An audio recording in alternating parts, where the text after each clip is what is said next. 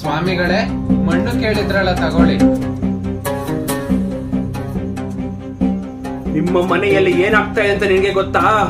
ಏನಾಗ್ತಾ ಇದೆ ಸ್ವಾಮಿ? ನಿನ್ನ ಹೆಂಡತಿಗೂ ನಿನ್ನ ಪಕ್ಕದ ಮನೆಯವ್ರಿಗೂ ಸಂಬಂಧ ಇದೆ. ಗೊತ್ತು ಸ್ವಾಮಿ, ನಮ್ ರಿಲೇಟಿವ್ಸ್ ಅವರು.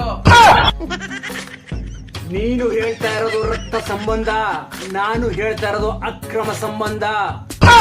ನಿನಗೆ 4 ಜನ ಮಕ್ಕಳಿದಾರಲ್ಲ, ಅವರು ನಿನಗೆ ಹುಟ್ಟಿರೋದಲ್ಲ.